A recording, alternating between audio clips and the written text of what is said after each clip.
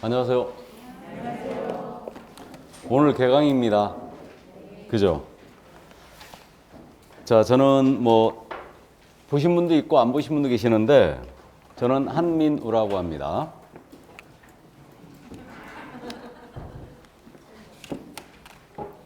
자, 오늘 그 첫 진도니까요. 우리 과목 명칭이죠. 우리는 2차 과목에 속해 있는 과목이고, 과목의 제목은 시험에서 공인중개사의 업무 및 부동산 거래 신고 등에 관한 법령 및 중개 실무로 되어 있어요. 그래서 과목의 명칭이 지금 깁니다. 그래서 이걸 줄여서 공인중개사 법령 및 중개 실무 이렇게 부르고 있는데, 이 법령 쪽은 두 개의 법을 토대로 하고 있어요.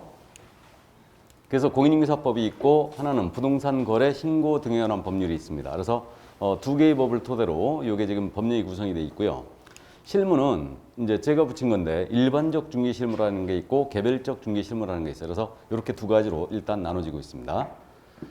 자, 그럼 출제 비중은 지금 어떻게 되고 있냐면 우리 과목은 지금 부동산 거래 신고 법령 쪽에서 10%, 그리고 공인중개사 법령 쪽에서 70% 정도 출제하고 있고요. 실무 쪽이 약 20%예요. 그러니까 토탈 이제 40문제가 출제되고 있고, 문제수로 환산하면 법령 쪽에는 28개죠. 28개고 부동산 거래 신고 법령 쪽에서는 약 4개 정도, 실무 쪽에서 8개 정도가 출제됩니다. 그래서 일단은 출제 비중은 이런데, 여러분들이 이제 나중에 공부하실 때 이 비중에 맞춰서 일단 공부해 주시면 되고, 우리는 문제가 나오면 닥치는 대로 푸시면 되는 거예요, 그냥. 그죠? 자, 그럼 넘어갑니다.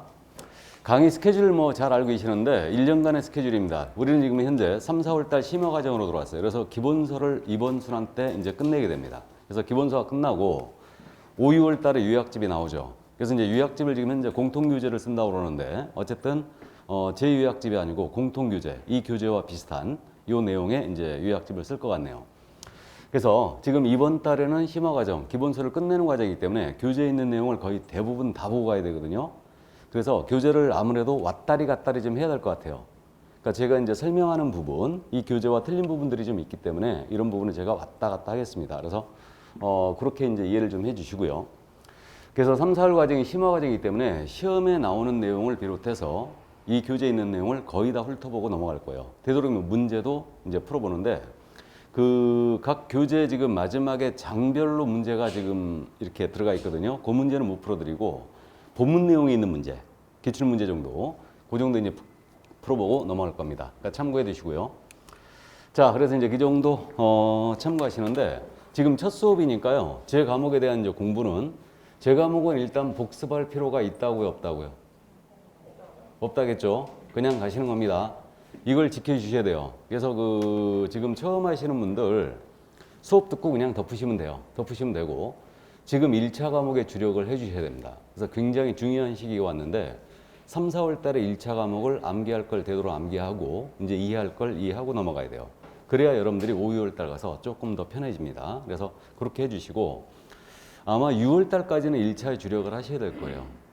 그리고 이제 7월 달부터 2차 과목을 본격적으로 시작을 하는 겁니다. 그래서 우리 2차 과목은 4개월을 남겨놓고 시작을 하는 거예요. 일단은. 그래서 7월 달부터 2차 과목을 시작하시면 되고, 1차에 아직은 시간이 있으니까 주력을 꼭 해주시기 바랍니다. 그래서 제 과목 정도는 이제 복습할 필요도 없고 수업을 듣고 그냥 따라오시기만 하면 됩니다. 아셨죠? 처음에 공부 시작하시면서 의욕적으로 시작한다 그래가지고 막 복습도 하고 난리치는데 그럴 필요 없어요. 지쳐버립니다. 그러니까 지치니까 그렇게 하지 말고 수업만 따라오세요. 자, 그러면 이제 교재 진도 바로 나갑니다. 18페이지. 총칙이죠. 여기는 출제 비중이 일단 2개예요. 용어의 정의, 중개대상물. 이게 이제 출제 비중이 두 개를 갖고 있는데, 작년 시험에서 용어의 정의를 출제 안 했어요. 그렇기 때문에 올해 출제가 지금 확실시되고 있는 부분이 용어의 정의입니다. 물론 중개대상물도 매번 내고 있어요. 자, 그럼 시험에 나오는 부분은 아닌데 기초 개념이죠, 이거. 잠깐 참고합니다. 교재 19페이지에 있는 내용인데, 우리 법이 공인중개사 법령과 실무로 구성되어 있다고 그랬잖아요. 그럼 공인중개사 법령은 공인중개사법이 있고 부동산 거래 신고 등에 관한 법령, 이게 있는데, 이 공인중개사 법령의 구성이에요. 그래서 법령이라는 것은 영자가 들어갔잖아요. 0이 이렇게 들어가 있는데, 이게 법이 있죠. 이제 공인중개사 법이 있습니다. 법이 있고, 이 법은 국회에서 제정이 되죠. 그럼 정부로 이송하고 대통령을 공포하고 법을 시행하게 되는데, 정부에서 법을 시행하면서 필요한 사항들이 나와요. 그래갖고 정부에서 정하는 형식이 있는데 시행령 형식으로 정하면 이걸 대통령령이라고 그래요. 그리고 시행규칙은 국토교통부령이죠. 소관부처 장관령 형식으로 만드는 걸 시행규칙이라고 그래요. 그래서 우리는 소관부처가 국토교통부이기 때문에 우리 시행규칙은 국토교통부령이라 합니다. 그래서 이 세 가지 법, 영, 령 이렇게 돼 있잖아요. 그렇기 때문에 이거 세 가지 합쳐서 법령이라 부르고 있어요. 현재 공사법은 51조가 마지막 조예요. 다음에 여기 시행령은 38조가 마지막 조고 시행규칙은 29조가 마지막 조예요. 그래서 우리는 토탈 합쳐봤자 118개의 조문밖에 안 됩니다. 이게. 그래서 여기서 약 70%. 그러니까 이 법령 파트에서 28개 정도를 출제하고 있는 거예요. 자, 그럼 그 정도 참고해 두시고요. 그러면 시행령은 법에서 위임한 사항을 정하겠죠. 그다음에 시행규칙은 좀 더 세부적인 내용. 법이나 시행령에서 위임한 사항, 법이나 시행령의 시행에 관한 필요한 사항을 시행규칙에 정합니다. 우리 시험에서 말이에요. 요런 사항은 국토교통부령으로 정한다. 또는 요런 사항은 대통령령으로 정한다. 이렇게 출제가 되고 있거든요. 근데 이런 식의 지문은 아주 바람직하지 않죠. 아니 우리가 국토부령에 있는지 대통령령에 있는지 알 게 뭡니까? 내용을 이해하는 게 더 중요하죠. 근데 우리는 이제 시험인지라 시험에 포커스를 맞춰서 이제 공부를 해 나가야 되는데 이런 식의 지문해가지고 이게 국토부령으로 정하는 사항이냐 대통령령으로 정하는 사항이냐 중요하지 않습니다. 이게 이제 문제풀이 할 때 이런 스킬들을 제가 연습시키는데 이런 걸 드립다 암기하는 사람이 있어요. 이런 분들은 이제 그 우리 공부 계획을 한 3년을 잡고 시작하는 거죠. 그런 분들은 이제 암기할 필요가 있어요. 그러니까 그렇게 암기할 필요가 없고 이제 요거는 나오게 되면 일단 정답 아니다. 이렇게 연습할 거예요, 우리가. 이거 나오면 정답 아니에요, 일단. 이걸 대통령령인데 이걸 바꿔내가지고 이걸 틀린 입으로 만들어갖고 맞는 정답으로 만들어놨다. 시험지 확 찢어버려야지, 그냥. 그래서 어쨌든 이런 식의 지문이 나오기 때문에 해결을 해야 돼요. 근데 이런 식의 지문이 나오면 여러분들이 멈칫하거든요. 그러니까 이제 문제풀이가 그래서 중요한데 스킬이에요, 스킬. 이건 일단 정답 아니에요, 그냥. 제끼고 다만 선택을 해야 될 때가 있거든요. 선택을 해야 될 때는 어떻게 하냐면 법은 골격을 정해줬죠. 대통령령에서 좀 더 이제 피와 살을 다 붙이는 건데 대통령령은 주로 어떤 사항이 많이 들어가 있냐면요. 기준 이런 것들 다음에 수많은 사람이 관련되는 거 대표적으로 시험 그러니까 등록 기준 같은 거는 어디 있겠습니까? 대통령령에 있죠. 분삼 설치 기준 전부 다 대통령령에 있어요. 이런 것들이. 그 다음에 시험에 대한 사항이 있죠. 수만 명이 관련되어 있죠. 그러니까 시험에 대한 사항은 대통령령에 정해져 있죠. 이렇게 돼 있고요. 국토교통부령은 주로 절차라든가 세부적인 절차. 그러면 우리가 소속공사나 중개보조를 고용하면 고용신고 하셔야 되거든요. 고용신고는 업무 개시 전까지 하게 돼 있어요. 그러면 고용신고 절차죠, 이거. 절차니까 이런 것들은 국토부령이 있다는 얘기죠. 그다음에 서식 같은 거 있죠. 서식 같은 것은 100%다 국토부령이 있어요. 서식은. 그러니까 이제 어떤 식의 지문이냐면 이런 거예요. 예를 들면 공인인사 자격시험에 합격한 자에 대해서는 대통령령으로 정하는 자격증을 교부해야 한다라고 만약에 됐다고 가정해 보죠. 공인인사 자격시험에 합격한 자는 대통령령으로 정하는 공인인사 자격증을 교부해야 한다. 이러면요. 이 지문은 틀렸어요. 왜 그러냐면 자격증이라는 건 우리 시행규칙에 서식이 정해져 있겠죠. 자격증 서식이 있죠. 있는데 대통령령으로 정하는 자격증이 있잖아요. 그러니까 이거는 틀린 거예요. 이게 근데 자격증이 대통령령인지 국토부령인지 우리가 알 게 뭐냐고요. 근데 사실은 이제 우리가 시험에 대비하는 거라 거기에 맞추는 거예요. 포커스를. 그래서 이런 식의 지문은 틀린 겁니다. 그러니까 대통령령으로 정하는 자격증을 교부해야 한다. 대통령령으로 정하는 등록증을 교부해야 한다. 틀렸어요. 등록증 서식도 있거든요, 다. 그러니까 서식은 100%다. 이건 이제 국토부령에 있습니다. 그래서 이제 이 지문이 틀린 거예요. 그러니까 이런 식의 이거는 실력이 아니고 스킬의 문제예요. 그러니까 이제 문제풀이 할 때 이런 부분을 연습하고 이번 순환서부터 조금씩 이런 부분들을 이제 제가 짚어드릴 겁니다. 이거를. 자, 그럼 참고만 해두시고요. 그래서 이게 이제 법령이었다. 이 정도 이해만 하시고요. 이제 우리 법의 성질 이것도 뭐 출제 안 하는 부분인데 가볍게 이해만 하고 갑니다. 우리 공인인사법은요 부동산 중개 또는 부동산 중개에 대한 일반법적인 성격이 있어요. 그러나 민상법에 대한 관계에서는 특별법적인 성격이 있습니다. 그럼 우리 법은 어떨 때는 일반법도 됐다가 어떨 때는 특별법도 됐는데, 일반법이란 말은 말 그대로입니다. 널리 사회적 지위나 계층, 성별, 지위 이런 것들 관계없이 널리 일반적으로 적용되는 법. 이걸 그래서 기본법이라 그래요. 그래서 우리는 부동산 중개에 관한 사항을 정한 법이거든요. 그래서 부동산 중개에 관한 또는 중개에 관한 일반법적 지위가 있어요. 자, 그러면 특별법은 뭐냐면 특별한 시기, 특별한 지역, 특별한 사람을 대상으로 시행하는 법을 특별법이랍니다. 이게. 그러면 법을 왜 일반법과 특별법으로 구분하냐면요. 법 원칙에는 특별법 우선의 원칙이라는 게 있어요. 이런 게 있는데 그 한 가지 사안에 대해서 2개 이상의 법이 적용되게 됐다. 그럼 어느 법을 먼저 적용할 거냐? 이 문제가 생기는데 먼저 적용하는 법을 특별법이라고 불러요. 이게.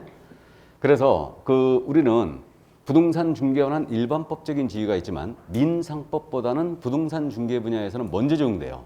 그렇기 때문에 우리는 민상법에 대한 관계에서는 특별법적인 지위가 있습니다. 그럼 예를 들어서 이겁니다. 이게 민사관계예요. 그럼 민사관계를 규율하는 법의 총체를 뭐라 하겠습니까? 민법이라 하겠죠. 민법이라고 부르는데 민사관계 중에서 특별히 상사 영역을 규율한 법이 있죠. 상사관계를.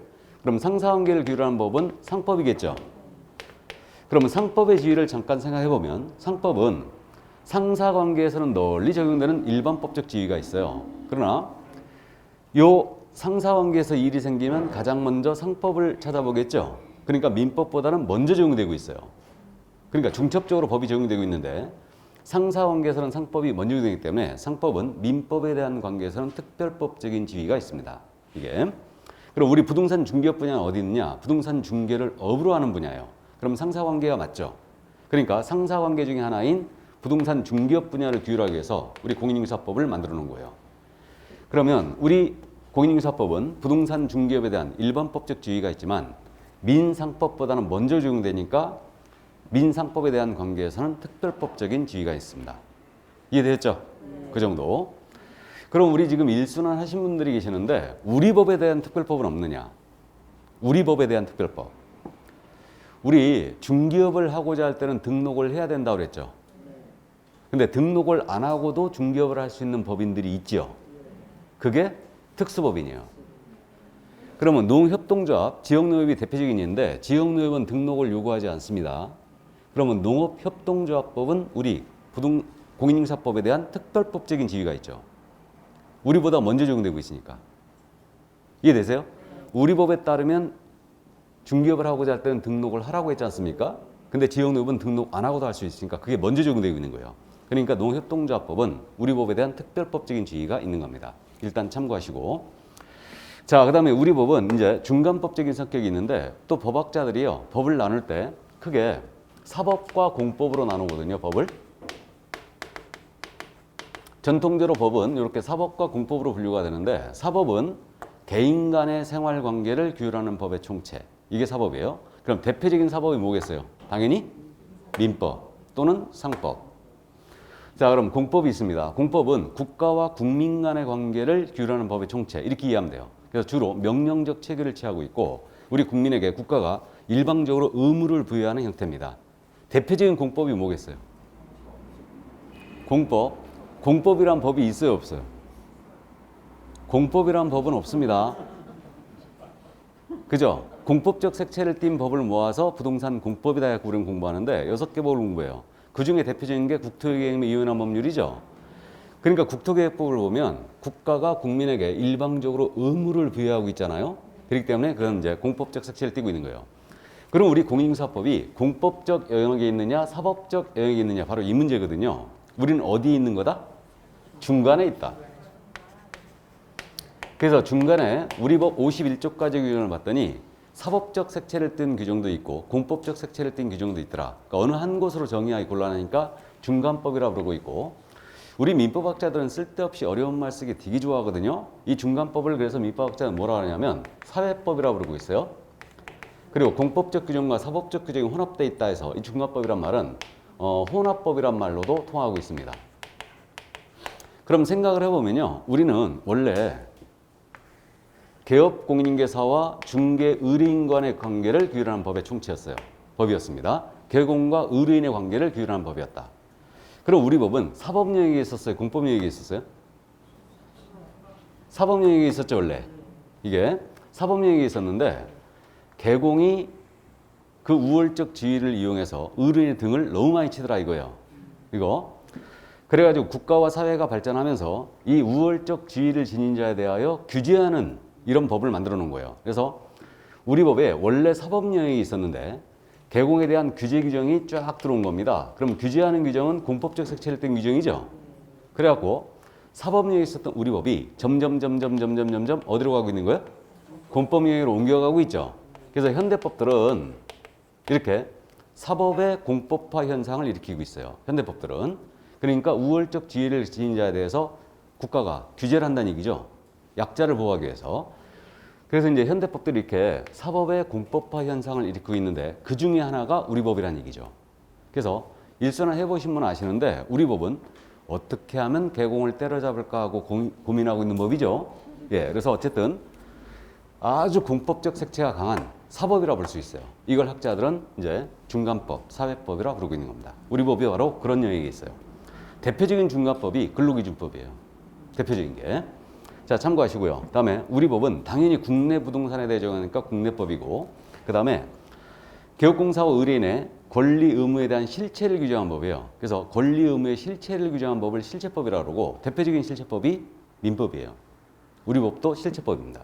이거에 대한 반대말은 절차법인데 일부 절차적 규정이 있지만 우리는 권리 의무에 대한 사항을 규정한 법이기 때문에 실체법이라 합니다. 참고하시기 바랍니다.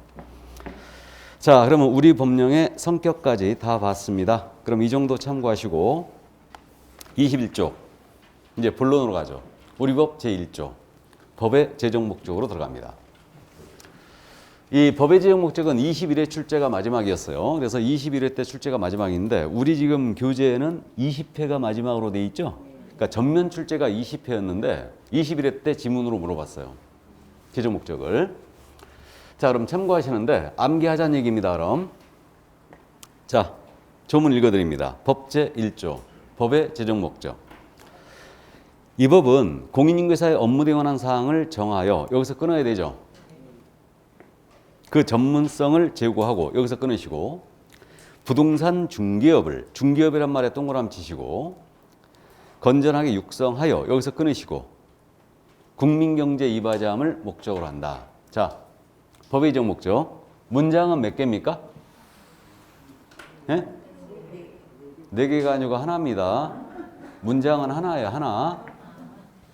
그래서 우리가 암기하기 위해서 지금 끊어놓은 겁니다. 그래서 우리 법은 공인인계사의 업무 등에 관한 사항을 정한답니다. 그리고 그 전문성을 높인대요. 제고하고 부동산 중개업을 건전하게 육성하여 국민경제 이바지함을 목적으로 한다. 이게 제정 목적인데 나머지는 뭐 쉽게 기억해요. 공인인계사 업무 등에 관한 사항을 정한다. 전문성을 높인다. 그다음에 국민경제 이바지함을 목적으로 한다. 쉽게 기억합니다. 유사 표현에 속지 말아야 되는데 부동산 중개업이었죠. 그래서 요걸 주의하자는 얘기입니다. 그러니까 요거만 주의하면 돼요. 그럼 공인인계사법은 부동산업을 육성함의 목적이 있다. OX? X요. 부동산업은 이만큼입니다. 여기에는 부동산 중개업도 있고 개발업도 있고 컨설팅업도 있고 분양대행업도 있고 등등등이 있는데 이 중에 뭐만 육성함의 목적이 있다? 중개업이에요. 부동산 중개업이다. 속지 말자 유사 표현. 이 정도 이해만 해주시면 됩니다. 자, 그럼 법의 제정 목적 그 정도만 감 잡아두시고 넘어갑니다. 법 제2조 용어의 정의로 들어갑니다.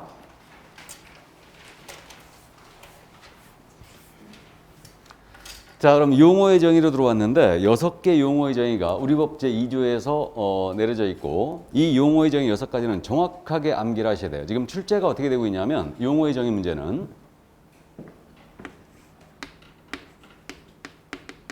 제가 이걸 단순형 문제라고 부르거든요. 다음 중 공인인사법 제2조가 정한 용어의 정의에 관한 내용이다. 옳은 것 틀린 것 골라라. 중개라 하면 중개업이라 하면 공인인사라 하면 개업공사라 하면 이런 식으로 내는 거예요. 이게 단순형. 요게 조금 어렵습니다. 모두 암기해야 되기 때문에. 그 다음에 중개업에 관련된 판례의 태도, 이론. 주로 이제 판례죠. 용어의 정의, 중개업에 대한 판례이다. 옳은 것, 틀린 것 골라라. 이렇게. 그래서 판례를 묻는 문제가 있죠. 차라리 이걸 더 쉬워해요. 단순형 모두 암기를 해야 되기 때문에 이게 이제 부담스러운데, 근데 이게 출제 경향이 지금 최근 기출 문제를 보면요, 약간 바뀌어 있어요. 약간 바뀌어가지고 둘이 섞어내는 거예요. 혼합 형태로. 그 대표적으로 이제 뭐 일순하신 분은 아시는데, 공인중개사로서 법인의 임원인 자는, 공인중개사로서 법인의 임원인 자는 소속 공인중개사이다. 이런 식으로. 맞나요? 우리 일순하신 분 있잖아 지금. 공인중개사로서 법인의 임원인 자는 소속 공인중개사이다. 맞죠? 우리 소속 공인사의 종류에는 직원인자가 있고 임원인자가 있죠. 그럼 법인의 공인 임원으로서 공인중개사인자 소속 공사 맞잖아요. 이런 식으로 내는 거예요. 그러니까 용어의 정의 문제가 이런 식으로 약간 경향이 바뀌어 있죠. 그러니까 단순형 판례를 단순 물어보다가 섞어내는 겁니다. 그러니까 우리는 여기까지 커버를 하고 가죠, 다 이거를. 자, 그래서 이제 참고하시고요. 그럼 첫 번째 용어의 정의가 중개가 나왔죠. 그러니까 우리가 중개에 관한 사항을 정한 법이기 때문에 중개에 대한 용어의 정의를 정확하게 이해하고 있어야 돼요. 그러면 22페이지 중개, 그래갖고 정의, 1번 정의 이렇게 돼 있죠. 그 부분 읽어드립니다. 중개라 함은 법제 3조에 따른 중개대상물에 대하여, 여기서 끊어야 되죠. 끊고 거래 당사자 간에, 여기서 끊으시고 매매교환 임대차 그 밖의 권리의 득실 변경한 행위를, 여기서 끊으시고 알선하는 것을 말한다. 자, 그래서 이게 중개의 정의였는데 기억을 하기 쉽게 네 가닥으로 나눴습니다. 법정 중개대상물이에요. 그러니까 법제 3조에서 정한 중개대상물. 그랬으니까 법정 중개대상물이고요. 이것에 대하여 거래 당사자 간에 매매교환 임대차 그 밖의 권리득실 변경을 알선하는 것, 이렇게 정의했어요. 그럼 문장을 잠깐 생각해 보면, 오늘 공부하는데 우리 법 3조가 정한 중개대상물이 5가지가 있거든요. 토지가 있고요, 건축물도 있고, 임목이 있고, 공장재단, 광업재단이 있어요. 이 5가지 물건에 대한 사고자 하는 자, 팔고자 하는 자, 세를 넣고자 하는 자, 놓고자 하는 자 사이에 매매교환 임대차 그 밖의 권리의 득실 변경이, 그러니까 매매교환 임대차는 권리의 득실 변경의 대표적인 예시죠. 이것을 알선한대요. 알선은 거래가 성립되도록 주선하는 일체 행위를 얘기하는데, 쉽게 다른 말로 뭐로 바꿀 수 있어요? 소개, 매개, 주선, 이런 말로 바꿀 수 있어요. 그래서 중개라는 것은 이 5가지 물건에 대한 당사자 간의 거래를 소개하는 거예요. 이게 중개입니다. 이게. 그럼 우리가 실생활에서 지금 소개할 수 있는 물건은 엄청나게 많죠. 그럼 자동차 거래를 소개합니다. 중개다 아니다? 아니란 얘기죠. 이 5가지를 소개해야지만 이게 중개예요. 그래서 그렇게 이제 감을 잡고, 그럼 이걸 고스란히 암기하니까 그림을 그려보면 이렇게 되지 않습니까? 이 토지를 갑이 갖고 있네요. 을과 거래하시는 거예요. 이 거래를 A가 소개합니다. 이게 중개 기본 그림인데, 그럼 갑을 사이의 토지에 대하여 사고 파는 계약을 합니다. 이게 매매 계약이죠. 갑이 을한테 토지를 세를 놓는다. 임대차 계약이죠. 갑이 갖고 있는 토지와 을이 갖고 있는 토지를 맞바꾼다. 이때 체결되는 계약은 교환입니다. 그 밖에 이 토지에 대하여 지상권 설정 계약, 지역권 설정 계약, 전세권 설정 계약, 저당권 설정 계약 등등등 토지에 대하여 성립할 수 있는 각종 권리의 득실 변경 행위가 있을 수 있죠. 이러한 행위들을 소개하는 게 모두 중개예요. 그래서 토지에 대한 갑을 간의 거래를 소개한다. 이게 이제 중개인데, 그러면 용어의 정의로 연결시키면 토지는 중개대상물이고, 갑과 을은 거래의 당사자고, 그 다음에 매매교환 임대차 그 밖의 권리득실행위 이거고, 다음에 권리득실행위가 이거고, 그 다음에 알선이 바로 이 부분입니다. 그래서 중개라 함은 법정 중개대상물에 대하여 거래 당사 간의 매매교환 임대차 그 밖의 권리득실행위를 알선하는 것, 이게 중개예요. 그래서 이렇게 이제 암기를 해주시고요. 그럼 단순형 문제가 있다고 했지 않습니까? 단순형 문제. 예를 들어서 이렇게 된 거예요. 정의를. 중개라 함은 법정 중개대상물에 대하여 거래 당사자 간의 매매 교환 임대차를 알선하는 것을 말한다 라고 내면 OX, X. 권리의 득실 명령이 빠졌죠. 그러니까 의미가 축소된 거예요. 그러니까 이걸 좀 더 확실히 넣는다면 중개를 하면 거래 당사자 간에 매매 교환 임대차만을 알선하는 것을 말한다 라고 하면 들렸죠. 지상권 설정행위, 지역권 설정행위, 저당권 설정행위를 포함을 못 시켰거든요. 그러니까 의미가 축소된 거예요. 그러니까 틀린 겁니다. 이게 단순형이에요. 그러니까 기본적으로 이해를 꼭 해두시고. 그러면 여기서 이제 잠시 오늘 중개대상물 파트를 나가니까 미리 짚고 갑니다. 자, 그러면 이거 토지라는 것은 그거죠. 이 중개행위의 대상이 되는 물건이에요. 중개행위의 대상이 되는 물건을 중개대상물이라 불러요.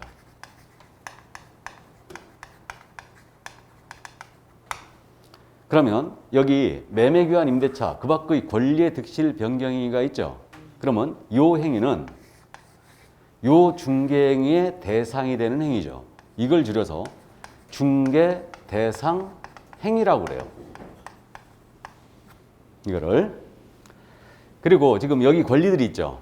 토지에 성립할 수 있는 권리들, 지상권, 지역권, 저당권 이런 것들. 이 권리들을 중개행위의 대상이 되는 권리다 해서 이거를 중개대상 권리라고 불러요. 이거를. 그래서 지금 우리 교재에 요게 설명되어 있는 거예요. 이게. 그래가지고 중개대상물 해갖고 쭉 설명이 돼 있잖아, 이거. 그 다음에 한 장을 또 넘기면 중개대상 권리, 그래갖고 쭉 설명이 돼 있죠, 지금. 그러니까 이게 원래는 중개대상물 파트에서 중개대상물이 되느냐, 중개대상행위가 되느냐, 중개대상 권리가 되느냐를 따지거든요. 이 개념이 중개 개념에서 나오는 거예요. 그래서 이 교재가 이렇게 설명이 돼 있는 겁니다, 이게. 근데 저는 이거를 몰아서 중개대상물 파트에서 같이 설명할 거예요. 같이 보는 게 낫고 시험도 같이 내고 있기 때문에 중개대상물이 되느냐, 중개상행위가 되느냐, 중개상 권리가 되느냐 이걸 중개대상물 파트에서 같이 보는 게 좋아요. 그래서 일단 그 개념만 파악해 두시고 그럼 중개대상물이 되기 위해서는 기본적으로 이 5가지에 들어가 있어야 되죠. 이게 중개대상행위가 되기 위해서는 기본적으로 중개가 가능해야 되죠. 중개 개입 가능성이 있어야 돼요. 그 다음에 중개대상 권리가 되기 위해서는 중개대상물의 성립이 가능한 권리에 되고 이 권리가 이전할 수 있어야 돼요. 그래야 중개할 수 있습니다. 권리가 이전이 안 된다면 중개대상 권리가 안 되겠죠. 그래서 일단은 그렇게 이제 개념만 파악해 두시고 요 개념에서 파악이 되고 있다, 나오고 있다. 그 정도 감 잡아 두시고요.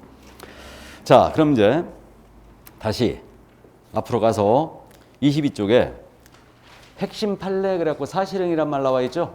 이제 중개행위의 성격을 보고할 때가 됐죠. 이 중개가 과연 법률행위냐 사실행위냐 이 문제예요. 그래서 중개의 성격인데 여러분들이 민법 시간에 법률행위를 공부했어요. 법률행위는 어떻게 보면 이거에 대한 반대말을 사실행위라고 그냥 하죠. 그럼 법률행위 개념을 공부했으니까 법률행위를 여러분들이 어떻게 공부했냐면 이렇게 공부했을 거예요. 법률행위라는 것은 어떠한 법률 효과 발생을 목적으로 하는 하나의 의사표시 또는 수개의 의사표시를 불가결의 요소라는 법률 요건이다. 이렇게 공부했죠. 무지하게 어렵습니다, 말이. 그러니까 어쨌든 법률행위라는 것은 어떤 의사표시를 요소로 하고 있는 거죠. 이렇게 하고 있는데 대표적인 법률행위가 뭐예요? 계약이죠. 그렇죠. 계약입니다. 계약은 청약과 승낙의 의사표시 합치로 성립이 되고 있죠. 그러니까 대표적인 법률행위가 바로 계약이에요. 우리 자격시험에서는요. 법률행위는 계약이다라고 이해하시면 돼요. 근데 민법 교수는 절대 이렇게 설명하면 안 되죠. 나는 민법 교수가 아니니까 이렇게 설명해도 돼요. 그래서 계약이 법률행위다 그렇게 이해하면 돼요. 그럼 우리 중개라는 게 이러한 의사표시를 요소로 하는 법률행위냐 이 문제예요. 이거는 그럼 생각을 해보면 이자의 업무활동을 따져보면 토지 팔아달라고 중개 의뢰 받습니다. 그럼 토지에 대하여 일단 등기상 증명서라든가 토지장을 떼보겠죠. 그럼 이거는 어떤 법률효과 발생을 목적으로 하는 의사표시를 하고 있는 것은 아니죠. 나아가서 이분을 모시고 현장 안내를 합니다. 마찬가지로 어떤 법률효과 발생을 목적으로 하는 의사표시를 하고 있는 것은 아니다. 그러니까 등기상 증명서를 떼본다는 하나의 사실행위. 사실에 불과해요. 나아가서 현장 안내를 한다는 사실, 계약서를 쓴다는 사실행위에 불과합니다. 그러니까 의사표시를 요소로 하는 행위가 아니다. 그럼 결론. 우리 중개는 사실행위다, 법률행위다. 사실행위라는 거죠. 그러나 이 계약이 성립되도록 도와주는 행위죠. 법률행위를 보조하는 행위예요. 그래서 보조하는 행위고 등기상 증명서를 떼놓고 있죠. 준비하고 있습니다. 보조적 준비행위죠. 그리고 이 개공은 갑의 대리인으로서 이 물건을 소개하는 거 아니에요. 그럼 우리 중개행위는 대리행위다 아니다? 대리행위가 아닙니다. 나아가 이자의 심부름꾼으로서 이 물건을 구해주고 있는 것도 아니죠. 심부름꾼을 뭐라고 합니까? 사자. 사자로서의 행위도 아니다. 호랭이로서의 행위는 더더욱 아니죠 지금. 그럼 이건 뭔 얘기냐면 중개행위는 대리행위도 아니고 수임인으로서의 행위도 아니고 사자로서의 행위도 아니다. 이거는 중개행위는 독자적 행위란 뜻이에요. 독자적 행위다. 이게. 그래서 중개는 기본적으로 사실행위에 불과하다. 그러나 법률행위를 도와주는 보조행위이자 준비행위예요. 이게 이렇게 됩니다. 자, 그럼 요 정도 이제 감을 잡아두시고요. 그래서 중개는 결론이 사실행위다. 그러면 이제 이런 것도 요즘은 안 물어보고 있는데 어떻게 물어본 적이 있냐면 부동산 중개는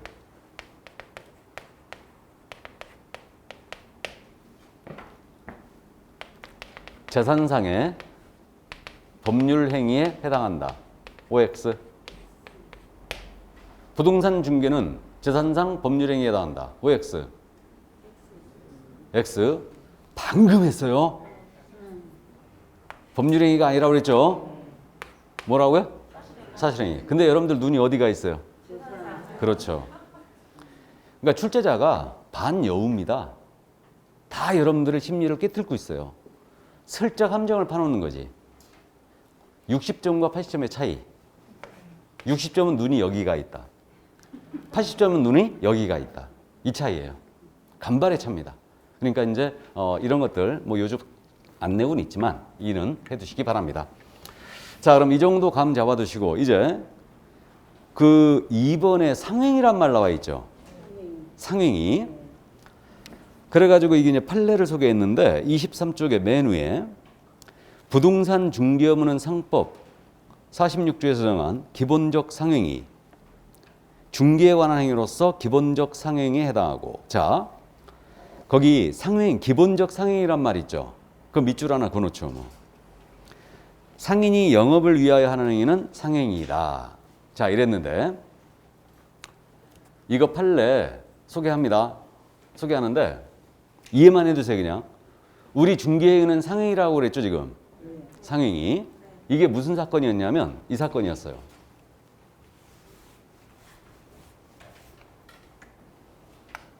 갑의 개업공사 A, 을의 개업공사 B였습니다. 둘이 협력을 하여 계약을 성사시켰죠. 근데 갑이 을이 잔금일에 잔금을 안 치게 되면 엄청난 손해를 보게 된 거예요.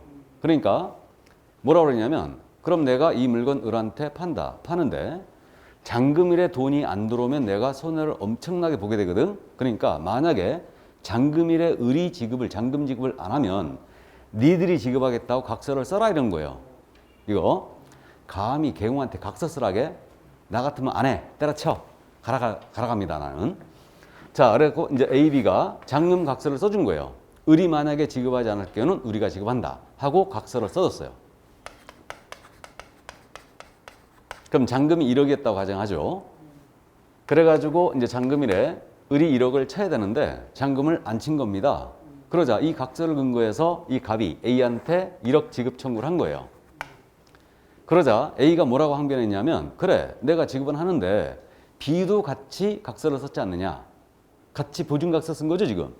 잔금 지급에 대한 보증각 쓴 거니까 B도 같이 썼으니까 나는 5천만 원만 책임이 있다라고 한 거예요. 이거를. 이 주장이 무슨 주장이냐면 여러분들이 그 채권 총론을 시험범위에 안 들어가 있기 때문에 보증이란 부분이 채권 총론에 있거든요 원래.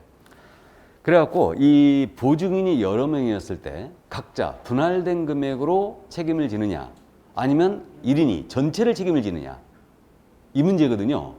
그러면 분할된 금액으로 이거 보증이 여러 명이었을 때 분할된 금액으로 책임을 진다. 그럼 이거를 각자 보증이라고 그래요. 각자 보증. 근데 같이 1억을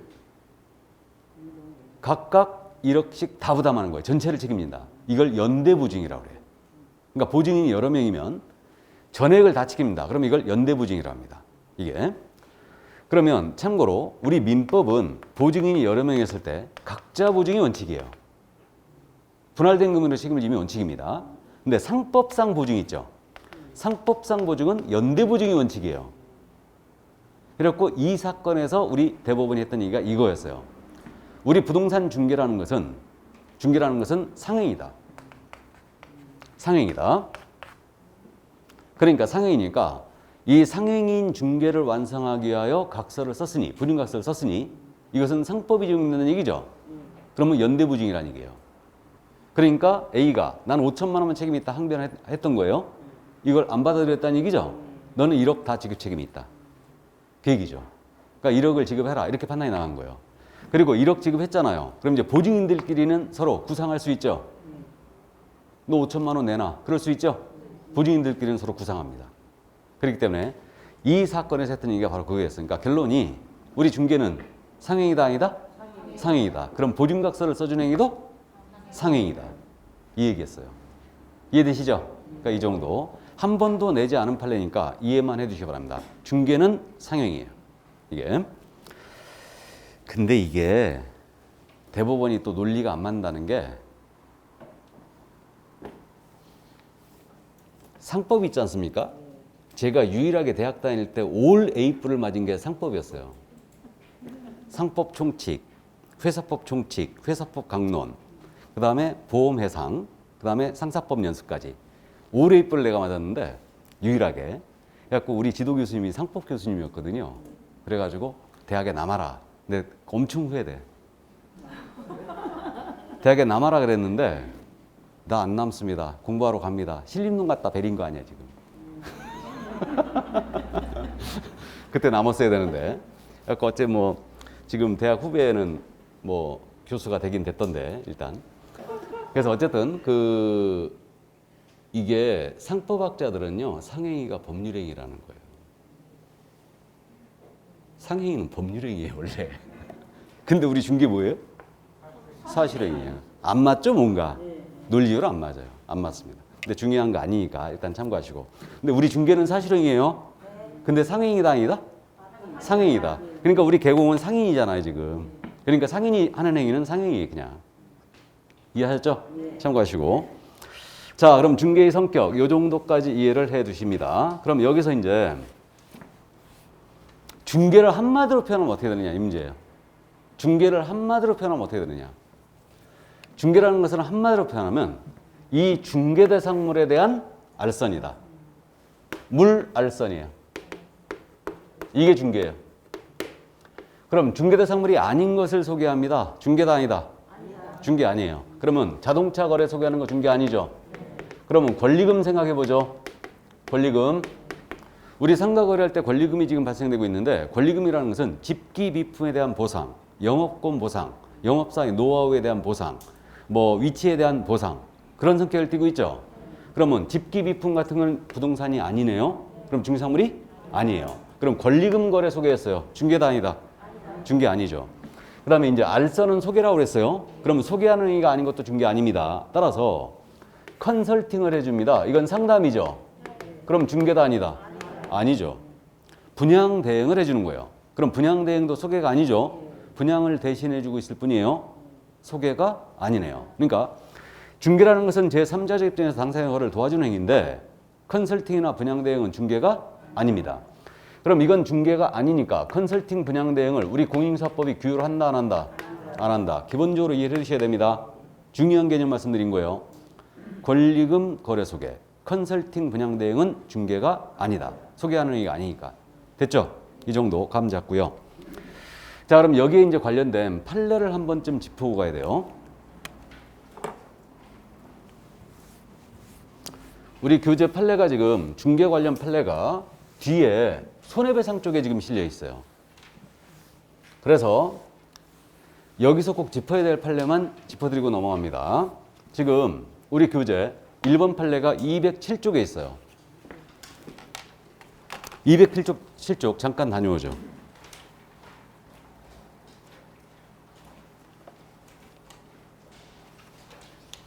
맨 밑에 1번 판례가 있죠. 207쪽. 찾았습니까?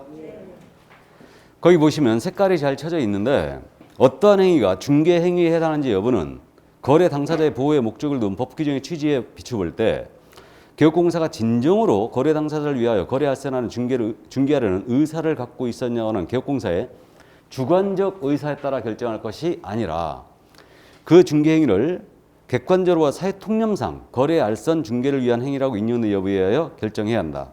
쉽게 이해되시죠?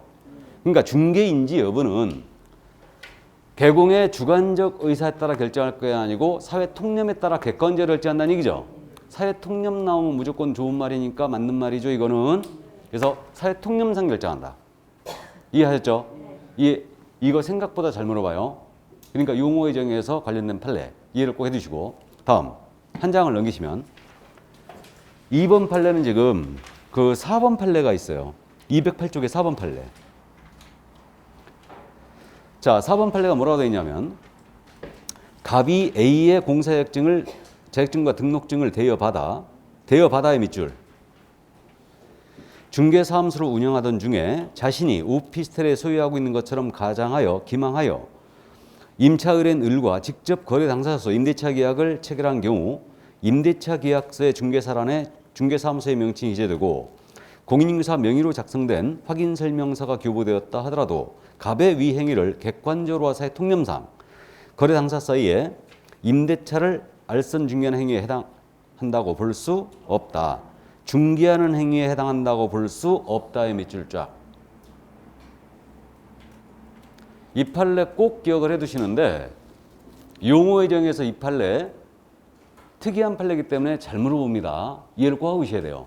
이게 어떤 사건이었냐면 그 사건이었습니다. 개업공인중개사 A의 중개사무소로 돼 있거든요. 근데 실질은 갑이 운영을 했죠. 이거 무슨 말인지 아시죠? 이분이 대표로 돼 있어요. 갑이. 그러니까 갑이 A로 하여금 자격증을 걸게 하고 중개업을 하고 있다는 얘기죠. 이 얘기인데 이때 이 A가 이 사무소에 자격증을 거신 분이 출근을 안 했습니다. 출근을 안 하면 이건 똑 떨어지는 대여예요. 출근 안 해버리면 자격증 거신 분이. 그리고 자격증 등록증을 대여받아. 이게 키포인트예요. 대여를 받아 사무소를 운영을 하고 있는 거예요 지금. 근데 어느 날 을이 이 사무소를 찾아왔다는 얘기죠. 오피스텔에 세를 얻겠대요. 오피스텔에 세를 얻겠다고 그랬는데 그래갖고 이제 이 갑이 브리핑을 하는데요. 갑이 브리핑하는데 이 오피스텔의 전 소유자가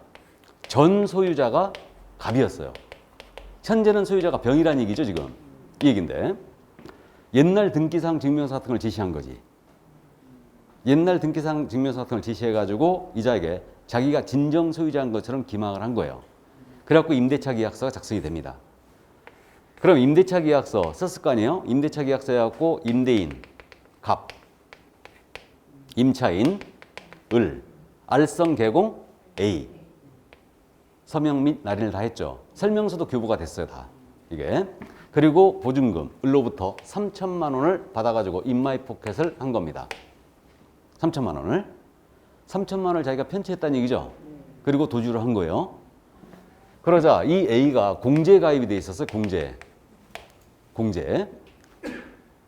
그래서 공제 가입이 돼 있었는데 이자가 도망가 버리니까 이 을이 공제를 상대로 소송을 제기한 거죠. 내가 A의 중개로 말미암아 손해 입었으니까 공제해서 지급해라. 이 소송이 대법원까지 간 거예요. 그래서 대법원 판단은 어땠냐? 자, 중개라는 것은 제3자적 입장에서 당사자의 거래를 도와주는 행위다. 그러면 이 행위를 봤을 때 지금 대여받아 운영하고 있죠. 그럼 형식적으로는 지금 계약서를 A가 쓴 걸로 돼 있잖아 지금. 근데 실질은 누가 쓴 거예요? 갑이 쓴 거예요. 이게. 그러니까 이거는 제3자적 입장에서 당사자의 거래를 도와주는 행위로 볼 수 없다. 이건 중개로 볼 수 없다라고 한 거예요. 이거는. 그래갖고 결국 을이 패소했어요. 졌습니다. 공제금 지급할 필요가 없다. 이거는. 왜? 중개로 볼 수 없었으니까. 중개 행위해야지만 공제에서 지급을 하겠죠? 그래서 우리 교재에는 이게 손해배상 쪽에 실려 있는 거예요. 손해배상 관련 판례였으니까 이게. 근데 사실은 용어의 정의와 관련된 판례죠, 이거는. 중개로 안 본 거예요, 이거는.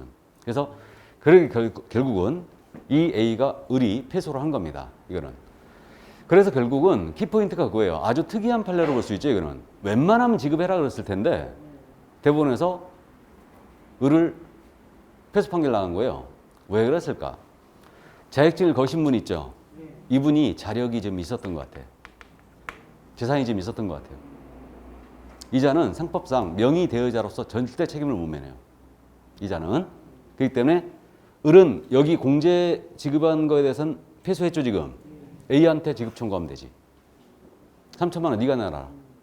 명의 대여자의 책임이야. 이해되십니까? 예, 그래서 패소 판결이 나온 걸로 이해돼요. 그러니까 여기서 우리가 기억할 건 그거예요. 자격증 등록증을 대여 받았다가 나왔죠. 그리고 임대차 계약을 소개했어요. 이건 중개다 아니다. 중개가 아니에요. 이해하셨죠? 기억을 해두셔야 됩니다. 이거. 그래서 대여 받아 운영하는 자가 직접 오피스텔 임대차 계약을 했다. 이거는 중개로 볼 수 없다. 3자적 입장에서 당사자를 도와주는 얘기가 아니었으니까. 그래서 이제 그 점을 주의해 주시고. 자, 그다음에 이제 3번 판례는 이미 소개했죠. 부동산 중개 업무는 상법에 정하고 있는 중개에 관해서 이거 상행위라고 그랬죠. 상행위 관련 판례. 이거는 제가 소개를 했어요. 이미. 그래서 보증각서를 써준 행위도 상행위였다. 이거는 그렇기 때문에 연대 보증이었다는 얘기죠. 자, 그럼 이 정도 이해를 해 두시기 바랍니다. 그래서 중개 용어의 정의 관련 판례 여기까지 기억을 해둡니다. 그럼 다시 앞으로 가야 되죠. 그럼 두 번째 용어의 정의 이제 중개업으로 들어갑니다. 자, 그럼 중개업에 대한 용어의 정의는 27쪽에 있어요.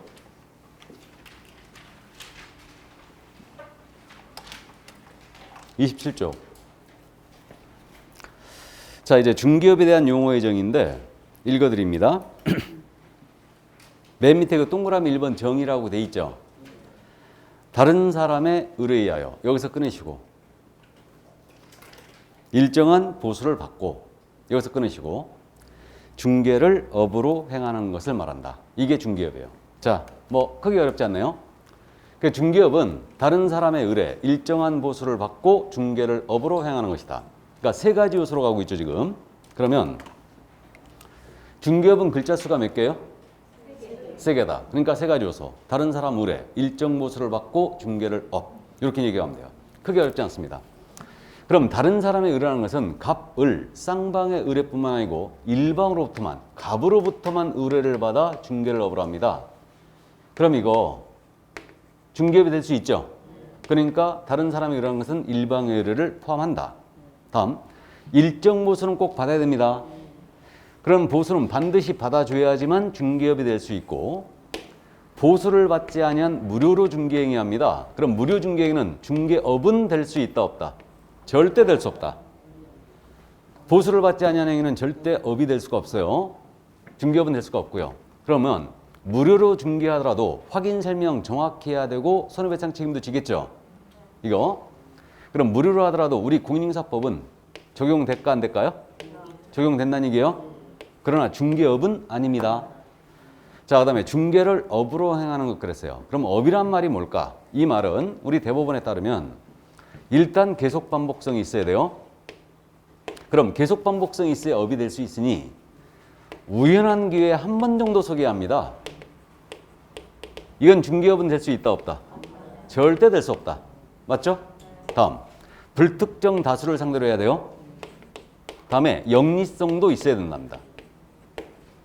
그럼 영리성은 보수를 받게 되면 추정이 되는 거죠. 그래서 이 정도. 그럼 중개업은 다른 사람의 의뢰, 일정 보수를 받고 중개를 업으로 행하는 것. 이렇게 이제 기억을 하시는데 뭐 크게 어렵지 않고요. 세 글자니까 세 가지 요소로 기억하는데 여기에 이물질이 들어가면 안 된다는 얘기예요. 그러니까 단순히요. 중개업이라 함은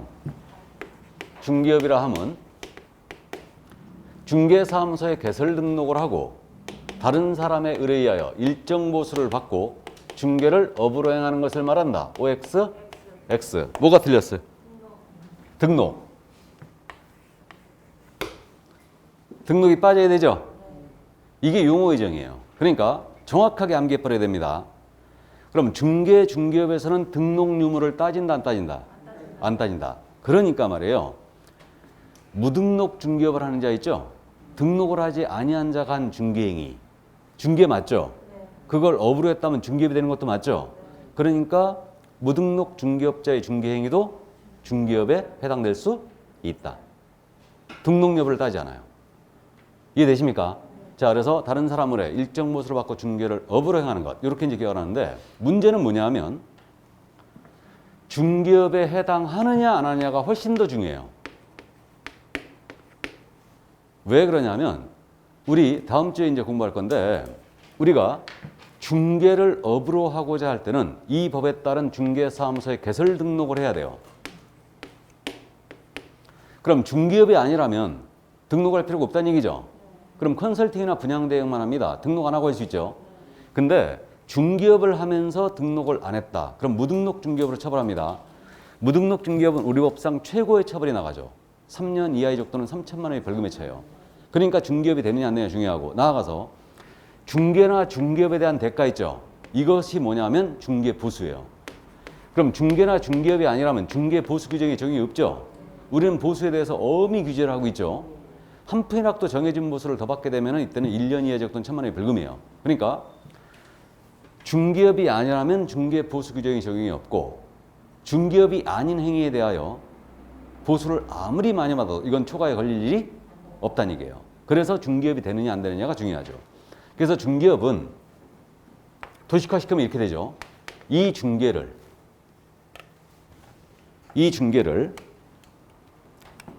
계속 반복적으로 보수를 받고 있잖아요. 그럼 이꼬로 이게 뭐다? 중개업이 되는 거예요. 그럼 중개를 한마디로 표현하면 뭐라고 그랬냐면 중개대상 물에 대한 알선이라고 그랬죠. 중개를 한마디로 표현하면 중개대상 물에 대한 알선이었다. 그럼 중개대상 물이 아닌 것을 소개한 것은 중개가 아니라겠어요. 그럼 권리금 거래 소개를 계속 반복적으로 보수받고 확인했어요. 중개업에 해당한다 안 한다? 안 한다는 얘기고, 컨설팅이나 분양 대행입니다. 이건 소개가 아니라고 그랬어요. 중개 아니었죠.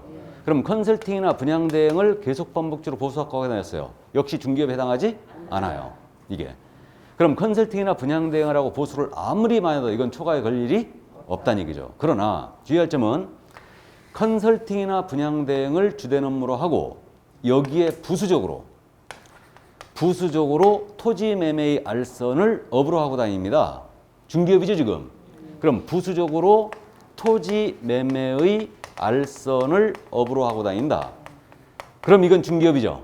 그러니까 부수적으로 하더라도 이건 중개업이 될 수 있어요. 됐습니까? 여기까지. 그래서 이제 이해를 해 두시고요. 그러면 이제 중개업의 용어의 정의로서 이 내용은 다 봤으니까 이제 판례를 정리할 때가 됐죠. 그럼 거기 28쪽에 교재에 있는 판례부터 짚어드립니다.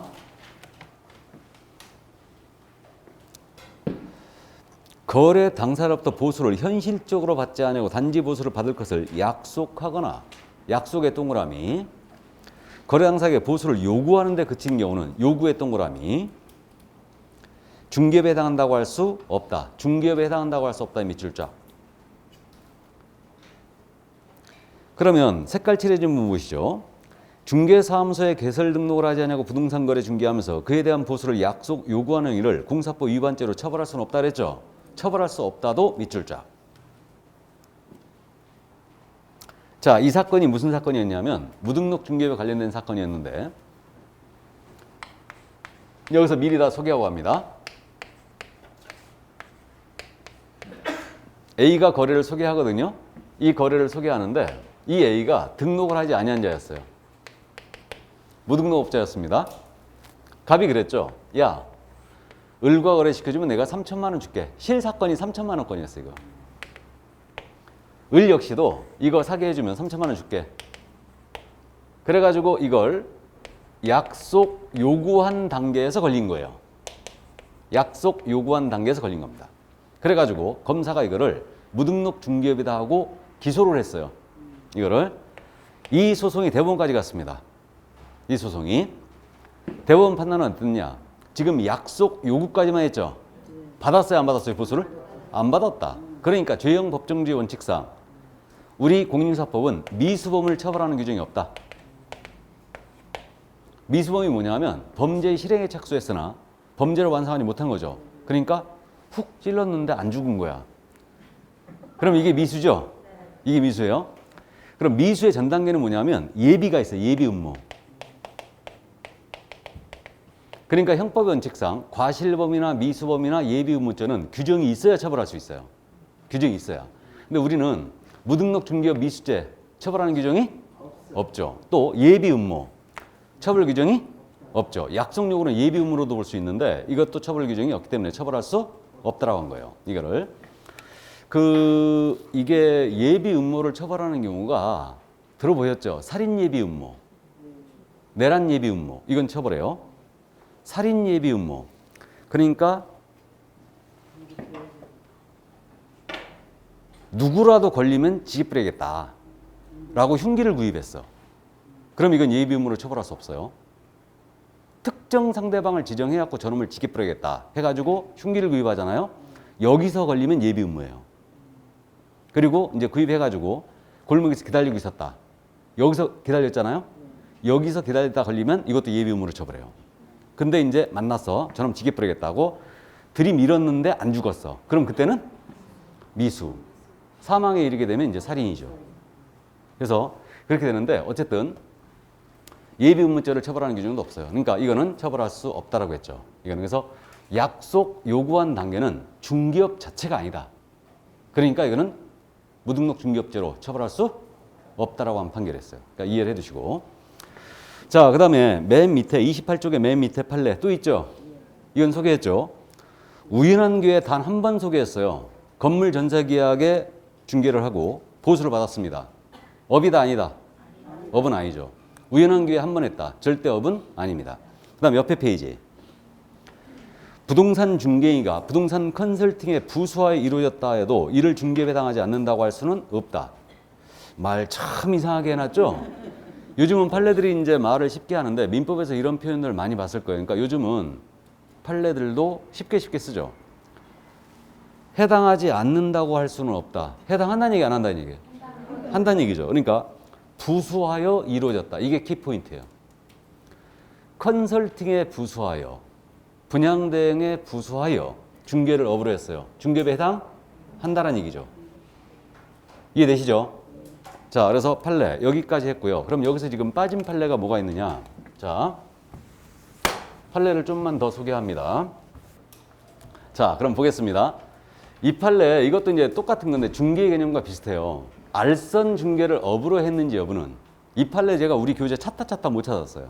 못 찾았는데 어쨌든 알선 중개를 업으로 했는지 여부는 그 행위의 반복 계속성, 영업성 등의 유무와 그 행위의 목적이나 규모, 횟수, 기간, 태양. 태양은 모습을 얘기하죠. 모습. 저 하늘에 떠 있는 태양 말고 그 행위의 태양 등 여러 가지 사정을 종합적으로 해 사회 통념에 따라 판단해야 된다. 알아보시겠죠? 그러니까 쉽게 이해만 해두시고 중개인지 여부, 중개업인지 여부는 여러 가지 그 상황을 객관적으로 사회 통념상 결정한다. 이해하죠? 이제 그렇게 이제 판단해 주시고 2번 판례 소개했죠. 우연한 기회 단 1회는 업이다 아니다? 아니다. 근데 이건 중개에는 해당된 거예요. 건물 전세계약 소개는 중개죠. 근데 한 번 했으니까 이건 업은 아니다. 다음 권리금 소개했어요. 권리금은 중개사물 아니라고 그랬죠. 그럼 이거 소개하다 중개행위 아니고 이에 대한 보수는 중개보수 규정에 적용이 있다 없다? 없다. 이 판례고. 다음에 4번 판례 소개했습니다. 방금 컨설팅에 부수적으로 중개를 업으로 했다. 그래도 이건 부수적으로 하더라도 중개에 해당될 수 있다는 얘기죠. 이 판례 엄청 잘못 씁니다. 이해를 꼭 해두시고. 이게 다음 더 갑니다. 그 중개 정의에서 그 밖의 권리 있잖아. 이건 앞에 있어요. 우리 교재 25쪽에 있습니다. 그냥 들으세요. 중개 정의는 법정 중개대상물에 대한 거래 당사 간의 매매기한 임대차 그 밖의 권리의 득실 병행을 소개하는 거라고 했죠. 그러면 그 밖의 권리에는 저당권 등 담보물권도 포함된다고 했죠. 25쪽 잠깐 갔다 오죠.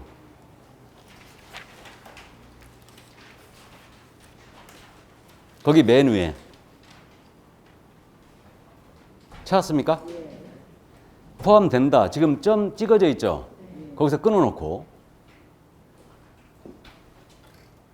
따라서 부동산에 대한 저당권 설정의 알선을 업으로 하는 것은 그것이 설령.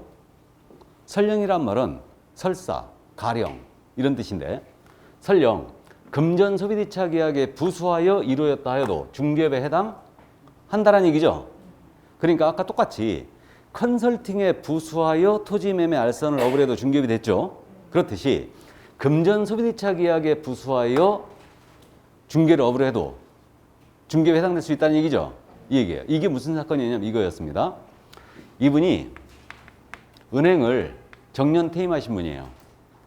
그래가지고 이분이 대출 알선을 하고 다닙니다. 그럼 이 대출이 뭐냐면 민법적으로 금전 소비대차 계약이에요. 이게. 여러분들 그 시험법에 지금 대차형 계약이 임대차만 들어가 있죠? 임대차만. 근데 사용대차란 말 들어봤죠? 임대차는 유상, 사용대차는 무상이에요. 그다음에 소비대차라는 게 있거든요. 소비대차가 있는데 대표적인 금전 소비대차예요. 돈을 빌려주고 빌린 행위. 이게 뭐라고요? 금전 소비대차예요. 이걸 대출이라고 그러죠. 그래서 은행 관계자를 많이 아니까 이분이 대출 알선을 하고 다니는 거죠. 이거. 그러면 금전은 중개대상물이 아니죠. 그러니까 요것만 소개했다면 중개가 아니에요. 중개업도 아닙니다. 그런데 금전 소비대차 계약을 소개하면서 주택에 대한 저당권 설정의 알선까지 업으로 한 거예요, 이거를. 그럼 이 부분은 중개업이라는 얘기죠? 이해되세요? 그래서 저당권은 중개상 권리가 맞죠. 그러니까 저당권 설정의 알선을 업으로 했다. 그럼 분명히 이건 중개업이다. 무등록 중개업으로 처벌한 사례였어요. 지금은 이렇게 할 일이 없죠. 왜? 지금 부동산에 전부 다 대출 상담사들 돌아다니죠. 그죠? 대출 상담사들 부동산에 다닙니다. 기본적으로 우리가 개업하면 대출 상담사 와서 명함 주고 가잖아요. 그죠? 명함만 주고 가면 안 돼요. 바카스는 좀 그렇고, 바카스 안 갖고 오던데? 비타 500 갖고 오지. 그 대출 상담사들이 이제 주로 휴지 갖고 오고, 분양 영업사원들도 휴지 많이 갖고 오고요. 그러니까 대출 상담사들이 이제 뭐 우리가 소모품들 그런 것들이 갖고 와서 이제 소개 좀 해달라. 그럼 소개하는 게 좋아요. 공짜가 세상에 어디 있어? 그죠? 뭔 뜻인지 아시죠? 그래서 녹화가 되고 있어서 공식적으로 얘기를 못 하겠는데 어쨌든 우리가 대출 상담도 하는 것도 손님이 편해요. 그러니까 주택을 사신다. 대출 깨야 되죠. 그러면 대출을 해야 된다면 뭐 소개하잖아요. 그러면 그 금액에 따라 비율이 있어요. 주는 금액이 정해져 있어요. 이게 어떨 땐 이게 짭짤합니다. 예, 짭짤해요. 그래서 소개를 해주는 게 손님도 편하고 은행 갈 필요 없이 바로 사무소에서 자서 받아가거든 다 상담사가. 그러니까 이제 유도해 주는 게 좋고요. 그러니까 지금은 이게 있기 때문에 이런 일이 없어요. 근데 판례만 이해만 해주세요. 일단 그 정도 이해해 주시고요. 자, 그 다음에 이거 그 중개 행위라는 것은 쌍방의 의뢰뿐만 아니고 일방의 의뢰 포함한다고 그랬죠. 예, 이 판례도 제가 우리 교재에서 못 찾았고 일방의 의뢰 포함입니다. 이것도 잘 물어본 판례고. 다음에 이건 소개했어요. 당사자에게 보수를 받을 것을 약속하거나 요구까지만 했어요. 그럼 이건 중개업이 아니라고 그랬죠. 중개업 자체가 아니니까 처벌 대상이 된다 안 된다? 절대 안 된다. 됐습니까? 여기까지. 중개업 판례 굉장히 중요합니다.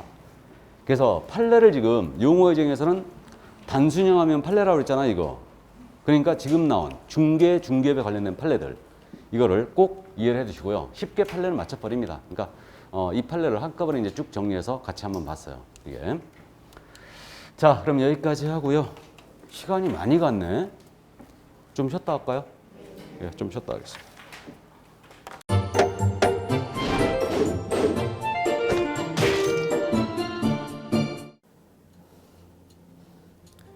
안녕하세요. 부동산 공법을 강의하는 고상철입니다. 자, 제가 이번 시간에 말씀드릴 건 뭐냐면 공인중개사를 여러분이 공부하시다 보면은 여러 가지 자료들, 뭐 OX 문제라든지 어떤 요약된, 집약된 자료, 뭐 PPT 자료 이런 것들이 많은데 그 일일이 출력하다 보면 여러분들이 보관하고 하는데 불편함이 있어서 그런 것들을 좀 약간 또 해소도 하기 위해서 또 다른 사람들하고 커뮤니티도 뭐 할 수 있기 때문에 저희는 네이버 밴드라는 어플을 좀 활용할 건데요.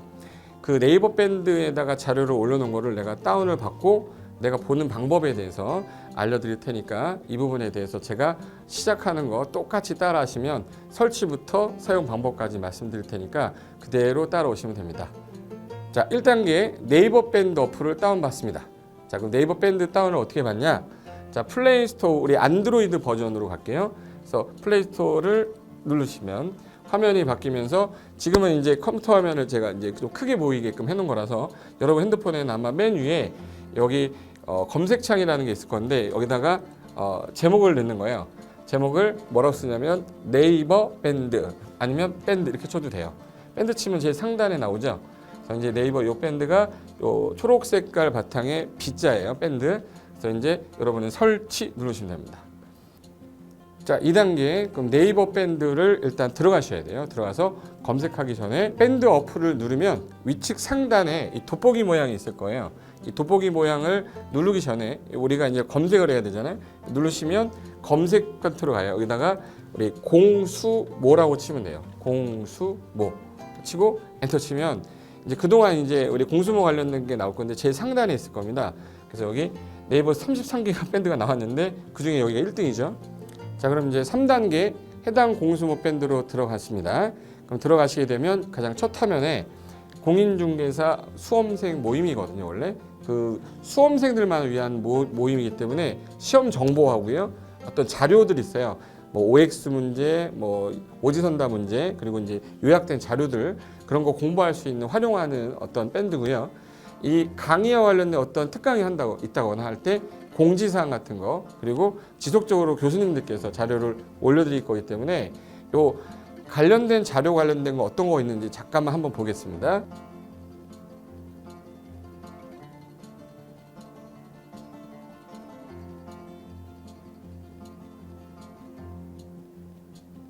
자, 그러면 4단계로 갈게요. 또 다른 꿀팁 하나 말씀드리겠습니다.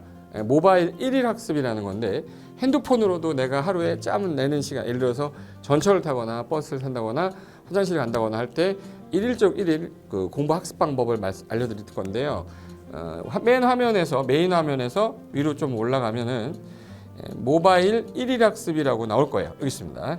모바일 1일 학습이라고 해서 시험 과목에 따른 문제가 나올 거예요. 그러면 여기를 올리시면은 여러분이 이제 그 시간 안에 이 문제에 대한 것을 읽어본 다음에 여기서 정답과 해설은 바로 보여지면 이거는 암기가 돼버리기 때문에 정답 해설은 맨 밑에 안 보이게 숨겨놨어요.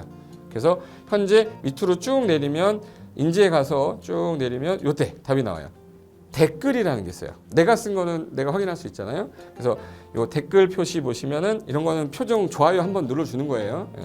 그럼 여기서 내가 좋아요 그러면서 뭐 선생님 사랑해요 해도 되고 좋아요 이런 거 눌러주신 다음에 그 다음에 밑으로 가면 이제 댓글을 쓸 수 있어요. 그래서 정말 궁금한 부분에 대해서 댓글 남겨주시면 확인이 되는 경우에 바로 답글을 올릴 수 있게끔 실시간으로 할 수 있을 것 같습니다. 자, 지금까지 과정과 같이 공수모 밴드예요. 공인중개사 수험생 모임 밴드를 줄여서 우리 공수모 밴드라고 하는데 이렇게 가입하시면 여러 가지 자료들 업데이트되는 거 개정되는 부분 신속하게 받아들일 수 있기 때문에 아마 여러분 학습하는데 도움이 많이 될 겁니다. 그래서 꼭 가입하셔서 좋은 자료도 받고 매일매일 학습하시면서 도움 되셨으면 좋겠고요. 자, 여러분의 합격을 진심으로 기원하겠습니다.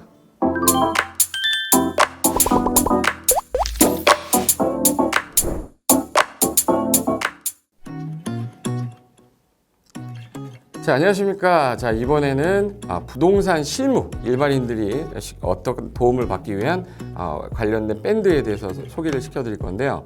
일단은 검색창에다가 365 부스라고 치시면 돼요. 365 부스인데 365일 부동산 스터디라는 밴드예요. 네이버 밴드인데 365 부동산 스터디라는 밴드 일단 이거 클릭하시면 현재는 이제 4만 명 정도 되는 밴드인데요. 우리가 일반인들이 어떤 부동산 정보를 습득하는 데 있어서 이 정보를 얻기가 되게 쉽지가 않습니다. 내가 어딘가를 찾아본다고 해서 잘 찾을 수 있는 것도 아니고 어떤 전문가들이 하는 말들이 이 친밀성이 있는 건지 아닌지에 대해서도 우리가 잘 믿을 수가 없는 거기 때문에 그런 정보를 그래도 좀 손쉽게 찾아볼 수 있게끔 저희 이제 이 밴드에 구성된 전문가들이 정보를 좀 제공해 주는 거기 때문에 아마 유용하게 활용할 수 있을 거고요.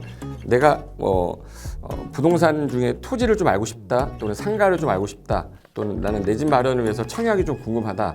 근데 그게 솔직히 어디 가서 물어보거나 어떤 정보를 찾기 쉽지 않아서 그것 때문에 만들어진 밴드라고 보시면 돼요. 그래서 365일 내내 부동산을 어떤 공부한다는 취지로 밴드에 들어오셔서 질의응답도 하시고 궁금한 사항에 대해서 뭐 예를 들어 문의하시면 저희가 관련된 정보를 또 제공해주는 그런 밴드라고 보시면 되겠습니다. 어떤 밴드냐면 한번 보시면은 지금 현재는 뭐 공지사항이 제일 먼저 나올 건데요.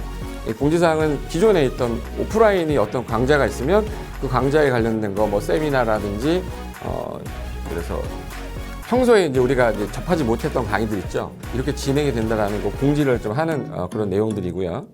하나 좀 더 올리면 자 이제 우리 교수님이에요. 교수님 중에 상가 교수님이 최근에 예를 들어서 법이 바뀌었어요.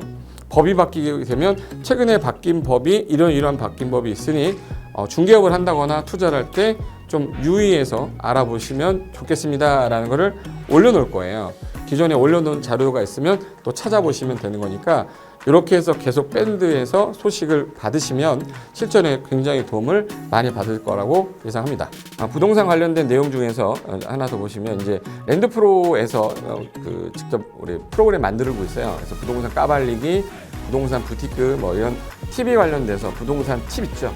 예를 들어서 청약을 받아야 되냐 말아야 되냐, 지금 강남권 아파트를 투자해야 되냐 말아야 되냐, 이런 정보를 쉽게 여러분들이 뭐 접하지 못하기 때문에 그런 관련된 것들을 시대에 맞게 흐름에 맞게 부동산 시장이 이제 요동치면 내가 지금 집을 팔아야 되냐 뭐 사야 되냐 그런 것들에 대해서 신속하게 정보를 들을 수 있는 밴드니까 시간이 나실 때마다 자주 들어오시고 저도 자주 들어가서 좋은 정보 남겨드릴 테니까 자주 들어오시기 바랍니다.